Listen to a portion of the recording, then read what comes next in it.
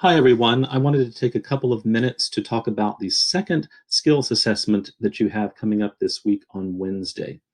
For the first assessment that you did last week using iLanguage, everyone, for the most part, did a really good job on. So the second skills assessment is similar in many ways, but there are a couple of differences as well that I want to point out.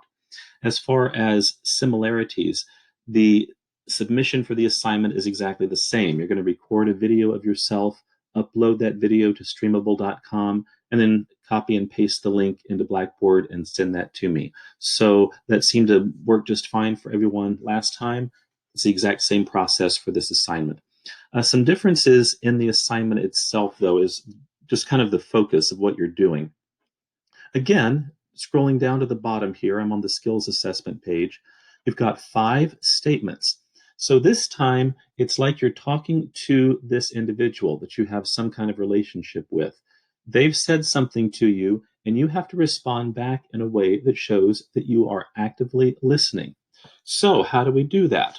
Well, there's a series of steps we're going to follow to do that. So for this assignment, you're going to have to open up. I have a separate handout here of instructions. So look for the handout. It just says supportive communication, and that should open it up here. All right, so what is a supportive message that shows that we are actively listening to somebody? A supportive message contains 4 components, and so I'll be listening for all 4 of these when I evaluate your assignment. The first thing that must happen is you have to have some kind of intro phrase. Introduce your statement. Let me see if I have this right. So, what I think I hear you saying is, so it sounds to me like, okay, so these are introductory types of statements. You can use any that I've given you here or come up with some on your own, but that's what you're going to lead with. The second and third steps, you're going to have to paraphrase what the person said. So, a paraphrase is to restate in your own words what you heard somebody say. And you also need to state the feeling or the emotional undertones of their statement. And these can go in either order here. You can say the feeling first and then the paraphrase, or switch it around. Then, the fourth step is you want to ask an open ended question to clarify what the person might do. Let me stress open ended. So, an open ended question is one that begins with words like how, what, where, when, in what way. Closed questions begin with words or phrases like have you, or could you, or would you, or do you. All right, those are closed statements because the answer could just be yes or no. An open ended question is one that gets the person to talk a little bit more about their feelings or about what they might do to help out their situation. I'm going to scroll to the bottom of the handout. I've given you an example just to see how all this fits together. So, right here, say that a friend says to you, I can't believe my mom has been diagnosed with diabetes. I mean, what if she doesn't eat right or can't find the time to exercise? What will happen? The nurse said diabetes can be really dangerous. All right, so I have heard that. I'm listening to it, so now I need to respond.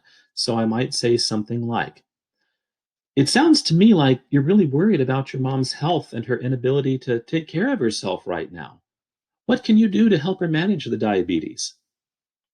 All right, so let's pick this apart. So I've broken it down at the bottom here into those 4 components that I talked about.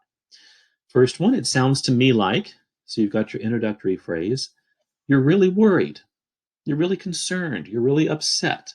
That's the feeling or the emotional undertone.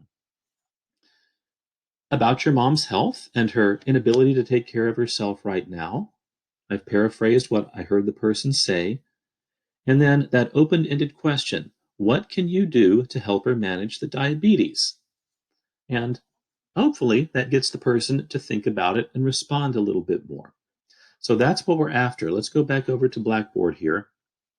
Again, you've got your 5 statements. So you've got these individuals talking to you, and you have to respond back to show that you are actively listening. Now, one thing that also is a little different about this, since this one is like you're having a conversation with a person. So what you may want to do, if this works for you, is ask, bribe, whatever you have to do. If you have a roommate or a family member living with you that you can get to read these statements and then you respond back to them. A lot of people like doing that because it makes it sound more natural and more conversational. If you live alone or you just don't want to bother anybody into helping you with this, that's fine too. It's not required. You can just read the statements and then respond back as if you're talking to an individual. If you'd like, some people make this into kind of a media presentation and put the statements on slides and then transition in and out between statements. Whatever works, whatever you'd like to do, you can be creative and have fun with it. But it does not have to be that technical either. All right, if it's easier for you just to read them and say your responses, that's absolutely fine as well. So that is the second assignment. It is due on Wednesday. If you have any questions at all about it, please let me know. But otherwise, I will look forward to watching your videos. All right. Take care, guys. Bye.